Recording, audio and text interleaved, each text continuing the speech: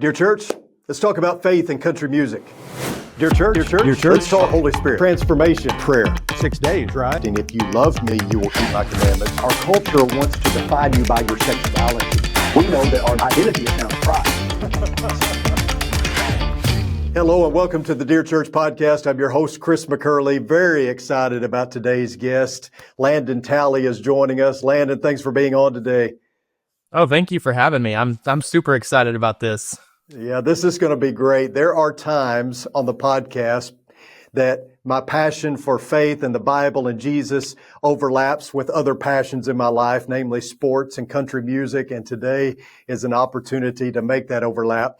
And hey, it's my podcast. I can do what I want, right? So we're going to have you on today because you're a good friend, somebody I've known most of your life, and now trying to make it in the country music business. And I know you're making some inroads there. And so I wanted to have you on to talk about your faith, talk about country music, talk about how your life's going right now. To give people some context, Landon grew up at the church where I was at previously in Abilene, Texas. Dad's a deacon there, good friends of mine as well. His parents, Landon is about my middle daughter's age. So what, 24 now, 25, something like that? Just turned 25.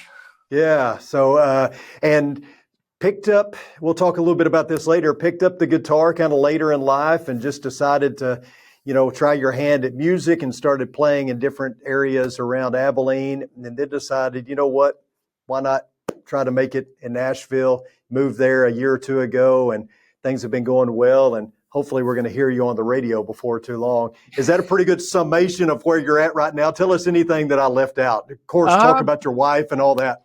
Yeah, well, that's about it. We actually just celebrated our 1 year in Nashville this weekend, so we were kind of all over. We weren't really in town much this weekend. We were in Florence, Alabama on Friday night, and then we booked it back early so that I could watch Texas lose to Ohio State. Which I know you mentioned sports and music or other passions. I am extremely interested in college football, and had I played or made a career of that, I would probably be in that sphere rather than music, and be plenty happy with that. Yeah. But then Saturday night, went up to Bowling Green, Kentucky, and played there, and so we had our 1 year celebration dinner on Sunday evening. We went out. That's awesome. Tried a new restaurant, so we've really been liking it. And as for hearing me on the radio, I don't know that I will ever get to that point, but I would love it if one of my songs made it on the radio. I don't really care if I'm the one who's singing it, but that would be awesome. Yeah, because you and I have talked about this. You played at was it Why Not? Not long ago that I came I think over. That was the last time I've been there too. Yeah, well, and you've been to Dixon a couple times when I've been out of town.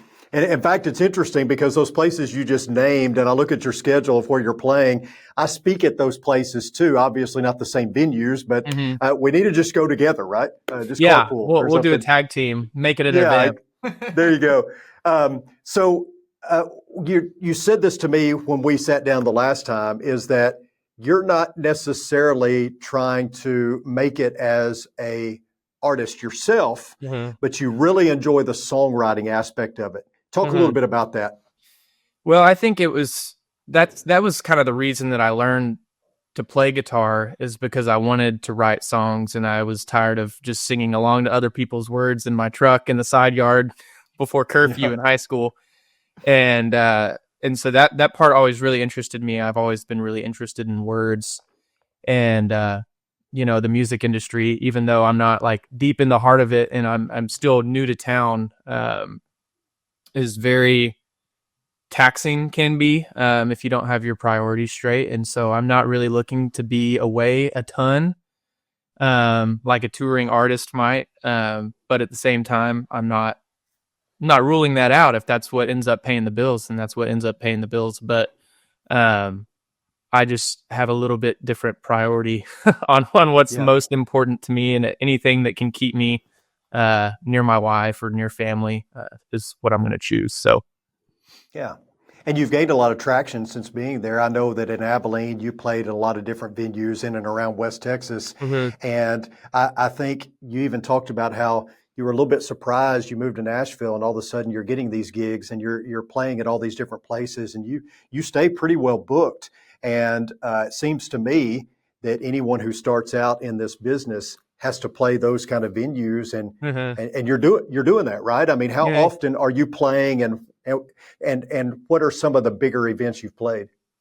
So it varies. Obviously, all of my bigger ones have been in Texas just because that's where I'm from. I have a little bit more pull there. Not that I'm, selling out dates or anything, but yeah, around here, it's definitely gotten a little busier. Summer has been very busy when we've been here. Um, and so I think there's a couple places where I can kind of book day of gigs, just little 1 hour sets in downtown and near Midtown. So I can do that a few times a week if I don't have some bigger gigs lined up. But I try to at least do 2 to 3.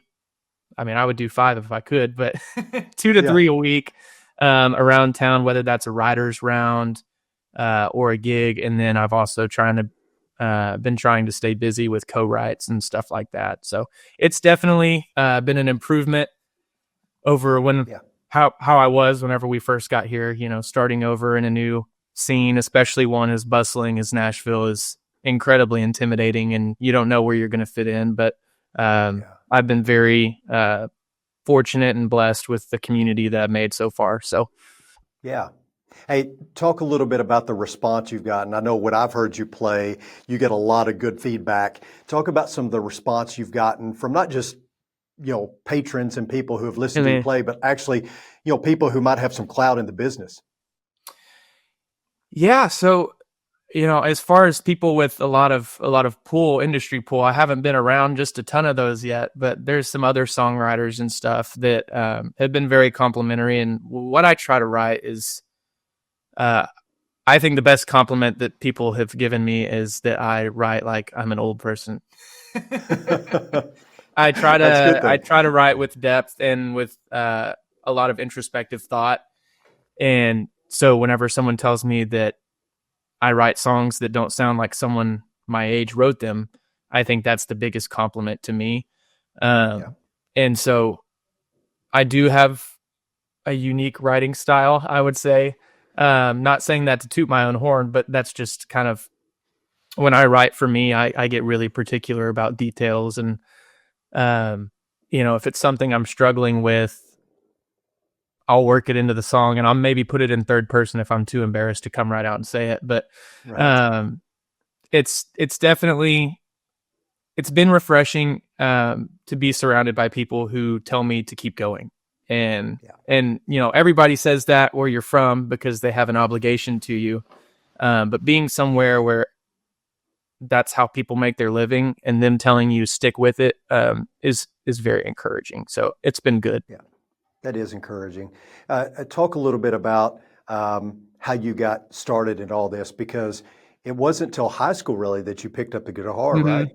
That's right. Yeah, so what was that like? Did you just decide one day I'm going to learn guitar? Because you didn't have any formal lessons, did you? No. YouTube, which is essentially the same thing nowadays. But I had gotten really antsy right after basketball season had finished, of wanting to learn how to play. And Dad had an old guitar that he learned on back in the 80s.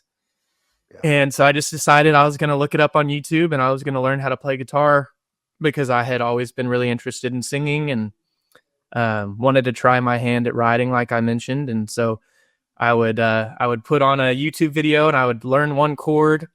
And then once I learned a few of them, I would wait until Mom and Dad went to sleep, and then I'd go out to the garage and I would try to sing a song and try to make it to where nobody could hear me.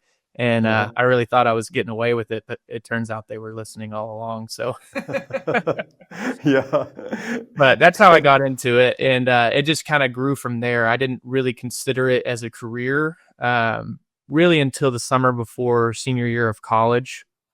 I had worked at a lodge up in Colorado for that summer, and the owner, him and his wife, he was a musician, so he brought different musicians around, and some of the people who were staying there would ask me to play at night, and it was just kind of like a a cool cultural thing of realizing like, okay, I can do this. And if I save money to buy my own sound equipment, then that pays itself off really quickly. And so senior year is really when I hit it as hard as I possibly could, of just like playing as much as I could in different places, in different towns. And from there I was like, well, I can't see myself doing anything differently, whether that's for better or worse. Yeah. Hey, talk about some of your kind of the coolest experiences you've had so far, some of your favorite places to play. I know that you put a plug for Dixon because you said this is one of your favorite places to come to and play. And I'm biased, but I love it here too. And I love that they were good to you here. But talk about some of the cooler experiences that you've had, maybe your favorite place to play and all that. Well, I think one of the coolest experiences I've had was getting to play at Outlaws and Legends in 2023, I believe. That's in Abilene. Yes, and it's a music fest in Abilene, and I was the very first one. Me and my friend Jackson Hatch, who's also an incredible musician, we were the first ones to play on Saturday morning, and 12 hours later, Willie Nelson was the last one to play. And it was just like getting to meet all these people who I had just grown up listening to and, viewed as role models, and just always loved their writing styles. Getting to meet some of those people. I didn't get to meet Willie Nelson. There was a pretty strict security detail around him, but that was just a cool experience of feeling like I was involved in a scene somehow, even if I was just the smallest part of something. And then there's really cool places all throughout Texas. I love going up to Turkey, Texas, at Hotel Turkey there in the Panhandle. That's kind of got a magical, like, it's a well-known spot here in Nashville of just people that love to write songs, love to go play in Turkey because people love to listen to them. So that's a magical spot. I love, of course, playing at the Ice House back in Abilene because that's where I got my start. My boss, Ted, set me up and kind of set the whole thing in motion. And then around here, I love going to Dixon. The people are great. I need to get back out there. I think the restaurant that I played at rebranded. Yeah, it did. But still love to have you, though. Yeah, I need to go back out there. But I love going to Florence, Alabama. I just love that town. The people are good there. The town is pretty, and I get to bring Mackenzie along, and they'll put us up in a hotel, so I can't complain about that. But those are some of the cooler spots. And then I've gotten to do some writers' rounds around here with some people who've written some pretty cool songs, and that's always just really cool to sit alongside that and hear those. Where's your status right now as far as songs that you've written and things like that? Are any of them getting any tractions? So I have been recording for the last several months. So I had started a Kickstarter to crowdfund it. That was back in January. And so what I've been doing is doing 10 hours of studio time a month. And then, it's a little bit of a slower process, but it allows me to kind of finance it and work my way through as opposed to having to pay some more expensive rates. So I've been working on, I think we're going to do 10 songs on that, and that we should start releasing some music here pretty soon, just as singles. And so those are all going to be solely written by me, mostly about me, just like a very personal project.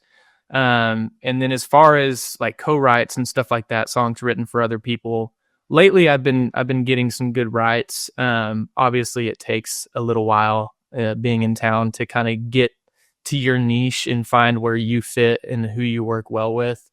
But lately I really feel like that has kind of come to fruition, and I don't have a cut yet, but I know that one of the guys I've written with, he recorded it, and I know he's planning to release it, but that may be a few months down the line. So that'll be exciting. And I feel very optimistic about kind of riding some momentum and using that to kind of make some inroads elsewhere. Yeah, that's really neat. So Landon, talk a little bit about, well, not a little bit, talk a lot about if you want, how your faith plays into all of this, because, you grew up at Oldham Lane. I've known you since you were probably 7, 8 years old, Mm-hmm. and you were active in our youth group. You went to our preacher training camp. You preached on Sunday morning at Oldham Lane as well as other times, and you were just. I've always known you as just a upstanding, mature, always about your faith, and that comes from your parents. And I know your siblings are the same. So, talk a little bit about faith. Talk about that start you got from your parents being raised in church, and then how that has led you this far, and how it plays an active role in the industry you're in right now. Mm-hmm. Well, like you said, being raised in the church and participating and making lifelong friends. I still keep in touch with Ender and Sawyer. If they listen to this, shout out to them. Love those guys. Oh, they're the best. But it plays a massive role, and it's kind of an interesting thing. Just being raised a certain way and having these beliefs, and then going off to college, and kind of having to try your hand at it yourself, essentially. And no one's making you get up to go on Sunday morning.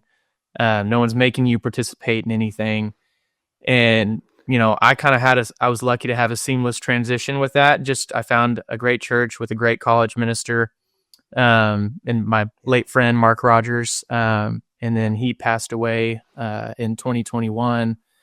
And that kind of spurred me a little bit, just because he was such a, central figure in my life at the time, and, one who I really looked up to.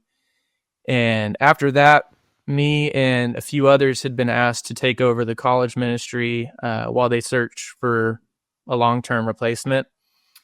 And that was also an interesting time in my faith, just because I had a lot of questions and a lot of, that was the first time that I had gone through major loss as an adult. And so I felt pretty ill-equipped to be leading. But at the same time, I felt like that was what I needed to be doing, because that's what would have been expected of me, and Mark would be proud of me. And so it ended up, there was a lot of good that came out of it, but there was a lot of things where it's like, I needed direction before I offered that to other people.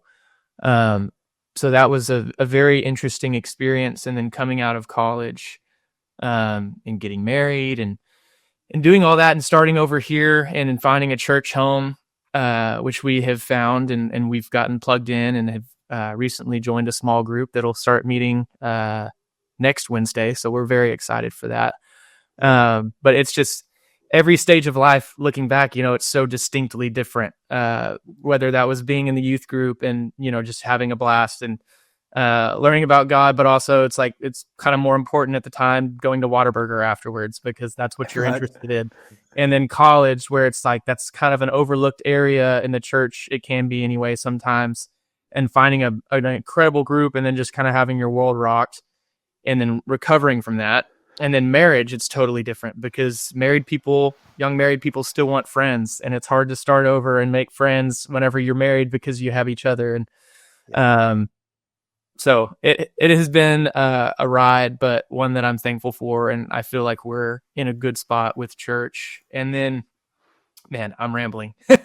No, keep going. But, I love it. As it pertains to songwriting and music, I think for the longest time, as far as, I'm not a Christian music songwriter, but I'm a songwriter that I think weaves themes of faith in through many of my songs. Whether I even try to do it or not, I think a lot of the time it just bleeds in. And I think part of the reason for that is, there has been a time where it's hard to talk about faith, and express a view, that might not be widely held. And so I kind of write it down. I think my love for writing songs predominantly came from a fear of being misunderstood. And you knew me when I was 8. I loved to talk when I was 8. I loved to talk when I was 18. I was always really talkative, and a lot of the times saying things that I shouldn't say. And I think I've gotten a little bit more of a rein on that now that I've started writing songs and I have that outlet. But I think, faith, even when I was going through periods where it was hard to be faithful. I think those are the times that I've written the most faith-centric songs, if you will. Yeah. So it's been a very interesting thing, just seeing how that plays out. And I think oftentimes, in the past, it's been hard for me to directly come out and talk about faith because I'm not perfect and I mess up. But I also have such a strong fear of being a hypocrite. And that's, one of the strongest critiques of the church is we're hypocritical. And so I'm like, well, I can't be hypocritical if I don't talk about it. So I'll just put it in songs. But that's been something that I've really had to overcome and stretch myself on. And I'm certainly not perfect at it, but I'm trying to do better. Yeah. Yeah. It's just really awesome to see where you're at now, knowing you from when you were younger. I'm not surprised. This is not one of those stories where, oh, we never thought Landon would turn out this one. You were always a fine young man, but to see you where you're at now and to see you using your voice to promote good stuff. I mean, you talked about it a while ago. Your priorities are different than what the music industry would require of you. And so you're not coming into this saying, I'm going to strike it big and I'm going to be on the road and do all that stuff. And you've got a very grounded approach, and I appreciate that. Hey, we can't have you on, though, without having you play something. So, oh, that's right. do what you want to do, but I would personally like to hear an original. I know you do covers and you do really good at that. I'd personally like to hear an original, and I know our audience probably would as well, but you do whatever. Certainly. Well, I've got to come on and do an original. Yeah, well, tell us what it is and kind of the story behind it. Let's see here. Well, we'll see if early in the morning my throat is warmed up enough to do this one. Hopefully.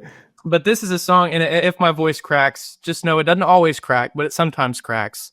So just disregard if that's what happens. But this is one of my favorite songs. It's called Muddy Rivers. I've recorded it. It's not out yet, but it will be on the album. And I wrote it like a prayer. I wrote it kind of, as I mentioned earlier, I think it was back in January, and just kind of a hard time professionally, because we hadn't been here that long. I didn't feel like I was making a whole lot of traction.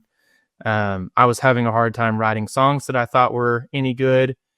And I just kind of put down all that frustration and wrote this song about trying to be good, trying to be a good man, trying to be a good songwriter, trying to be good in all these areas, and how when you do that, sometimes before you see any progress, all you notice is everywhere that you mess up or you're not good enough. So it is a hopeful song. It's a repetitive song. It's a plea, but I call it Muddy Rivers. Good deal.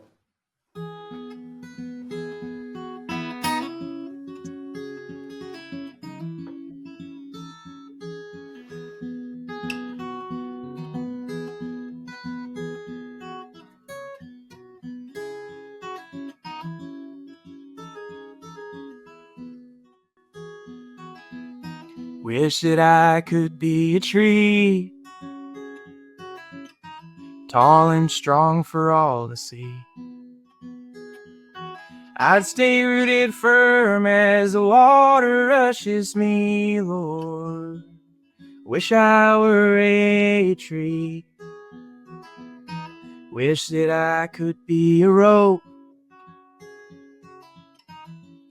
a cord of braided rope.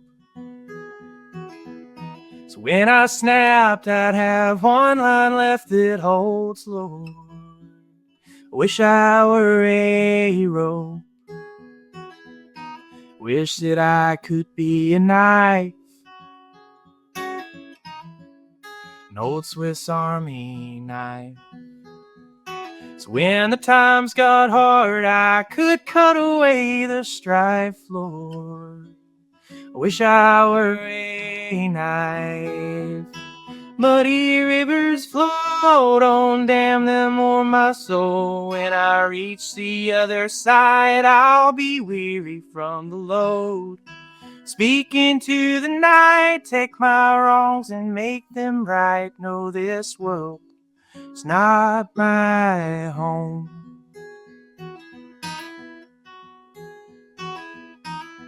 No, I am not a tree, tall and strong for all to see. But I'll stand rooted firm in the face of disbelief, Lord, as if I were a tree. I may not be a rope, a cord of braided rope, but I'll tie myself around the smallest seeds of hope, Lord, as if I were a rope. Surely I am not a knife, an old Swiss Army knife, but I'll cut the rod from my soul and from my life, Lord, as if I were a knife. Muddy rivers flow, don't damn them o'er my soul. When I reach the other side, I'll be weary from the load. Speak into the night, take my wrongs and make them right. No, this world is not my home. No, this world is not my home.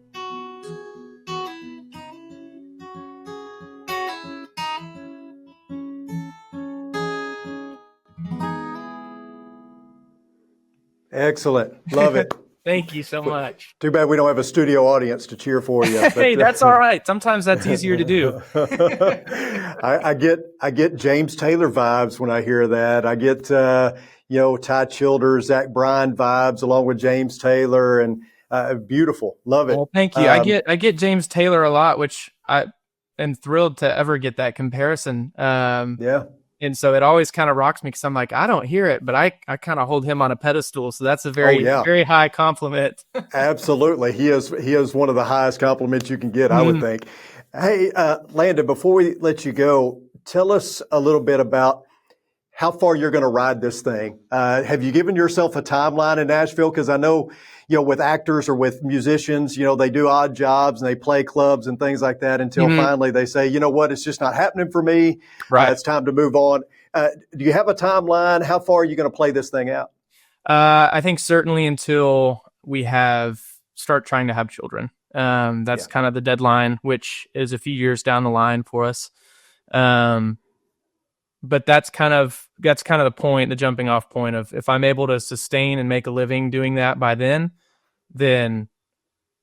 praise God, thank goodness it worked. Yeah. But if not, then it's like you gotta put your family first, and you gotta be able to provide and pivot. And that doesn't mean that I failed or anything like that. And that doesn't mean that I'm going to stop, but it just means that it'll look a lot differently, and something else will have to be my primary money earner. So that's about what I have told myself, and what me and Mackenzie, my wife, have talked about is that would be a good time. Yeah. And that's a great plan. And I'm certainly praying that it, you see it all the way through, and that it reaps great rewards. And I know the talent is there and the ambition is there. So let's hope that it plays out. Hey, tell us how we can follow you, how we can listen to your music, all of that. Just keep up with you. So on Instagram and Facebook, it is Landon Talley Music. And then I'm sure my name will be on the podcast, but Talley is Talley, not like the tally mark. Mackenzie always makes fun of me because I make that joke at every gig. But you have to set yourself apart. And then on Spotify, Apple Music, Pandora, I think my mom still uses Pandora, Amazon, stuff like that. It's just Landon Talley. I've got 6 acoustic songs on there. So nothing fancy. It will be pretty similar to what you just heard me do. Yep. But those will be getting some new brothers, hopefully in the next few months, when I release an album or start releasing singles. So that's a good place to follow me. And then if any of you are TikTokers out there, more power to you. You kind of have to be on TikTok these days. And so I've tried to create a little bit of a presence there, but that is Landon Dale Talley, a little bit different than my other ones. I think I created that account before I started doing music, but Dale is just Dale, real simple. But any of those places that you follow me at, a follow and just liking videos and stuff, that goes a long way in promoting your music and making sure that your algorithm keeps promoting it to other and new audiences. So those are great places to see me. And then around town and around Texas, I'll post where I'm playing and stuff like that. So if I've never met you, then if you come to a gig, come up and say hi and say you heard me on this podcast, and we'll get to talk about Chris for a little bit. Yeah, no, it'd be great to go and listen to you in person if you ever have the chance to do that. So I'd encourage anyone, if they're in the Nashville area or when you're back in Texas, to go and listen. And man, just thanks for taking time out of your schedule to join us today, Landon. Well, thank you so much for asking me. You know that I love to talk, and I could do this forever. And I'm just happy to have somebody to talk to, and it's been great to catch up with you. And I really appreciate you having me on. Absolutely. And I appreciate everyone tuning in today. If you have a specific question about today's episode, you can email me at chris.mccurley@rippleoflight.com. And if you have a question for Landon, we'll forward it to him. I'm sure he'd be willing to answer any questions you might have. Absolutely. We just appreciate everyone for tuning in. Thank you to Landon. Thank you to all of our listeners and viewers. Until next time, may the Lord bless you and keep you. Sincerely, Chris.